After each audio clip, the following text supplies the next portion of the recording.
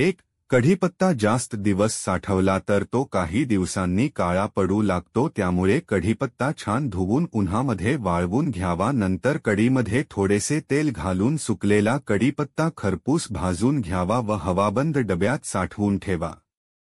3 ते 4 महिने आरामात टिकतो।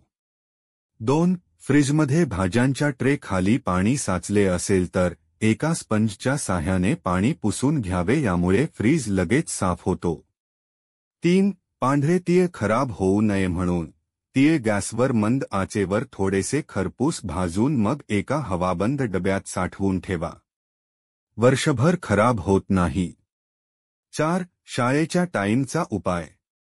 रात्री कोणतेही उपाय केले तरी झोप येत नसेल तर आवडत नसलेल्या विषयाचे पुस्तक वाचा, त्यामुळे तुम्हाला बोर होईल आणि लगेच झोप लागते।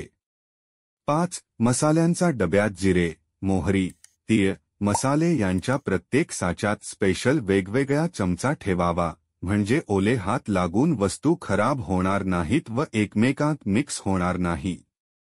6. लाकडी वस्तूंमध्ये खूप झुरळ होतात म्हणून चौरंग, पाट अशा वस्तू 8-10 दिवसांनी उन्हात ठेवाव्यात, तसेच त्यांना मोहरीचे तेल लावून ठेवा, मोहरीच्या तेलामुळे त्यामध्ये झुरळ होणार नाहीत। 7. कपड्यांवरील तेलाचे डाग काढण्यासाठी डाग पडलेल्या ठिकाणी थोडेसे पेट्रोल किंवा रॉकेल टाकून हाताने चोळा। त्यानंतर कपडे स्वच्छ साबणाने धुवा, तेलाचे डाग लगेच निघतात। 8. टोमॅटोची पेस्ट वापरली तर भाजी आंबट होते, म्हणून पेस्ट बनवताना टोमॅटोमधील बिया काढून पेस्ट बनवा आणि टोमॅटो कमी वापरा, भाजी आंबट होणार नाही। 9.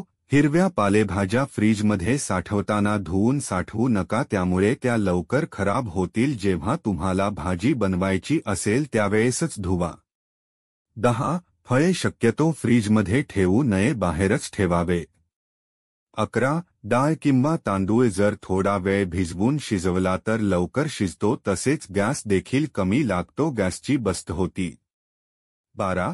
कोणतीही भाजी जर लवकर शिजवायची असेल तर झाकण ठेवून शिजवा, जेणेकरून भाजी देखील लवकर शिजेल आणि गॅस देखील कमी लागेल। 13. आठवडाभराचा जर भाजीपाला तुम्ही एकदाच घेत असाल तर आधी हिरव्या पालेभाज्या वापराव्यात, मग फळभाज्या वापराव्यात, कारण हिरव्या पालेभाज्या लवकर खराब होतात। 14. कोणतीही भाजी जर जास्त प्रमाणात कापली गेली असेल आणि उरली असेल तर कापलेली भाजी एखाद्या भांड्यात पाणी ठेवून फ्रीजमध्ये पाण्यामध्ये ठेवा, यामुळे भाजी दुसऱ्या दिवसापर्यंत तशीच राहील। 15. राजमा छोले बनवायचे असतील तर ते 8 ते 9 तास भिजवावे, म्हणजे त्यांना शिजण्यासाठी वेळ कमी लागतो। 16. प्रवासामध्ये जर तुम्हाला पुरी किंवा पराठे घेऊन जायचे असतील तर अशा वेळेस पराठ्यांची किंवा पुरीची कणिक मळताना पाण्याऐवजी दुधामध्ये मळा, जेणेकरून 1-2 दिवस पराठे पुरी मऊ राहील। 17. हॉटेलमध्ये मिळणाऱ्या चण्याची भाजी सारखी जर तुम्हाला भाजी बनवायची असेल तर डाळिंब सुकवून त्यांच्या साली साठवून ठेवाव्यात, चणे शिजवताना त्यामध्ये छोटासा तुकडा घालावा, ज्यामुळे चण्याची भाजी हॉटेल सारखी चविष्ट बनते। 18. लिंबू सरबत बनवण्यासाठी साखर विरघळायला बराच वेळ लागतो, म्हणून साखर मिक्सरमध्ये बारीक करून ठेवावी, जेणेकरून सरबत किंवा लस्सी बनवताना लगेच साखर घालून बनवता येईल। 19. खीरला छान चव येण्यासाठी खीरमध्ये जायफळ आणि वेलची पूड खीर शिजत आल्यावर शेवटी घाला।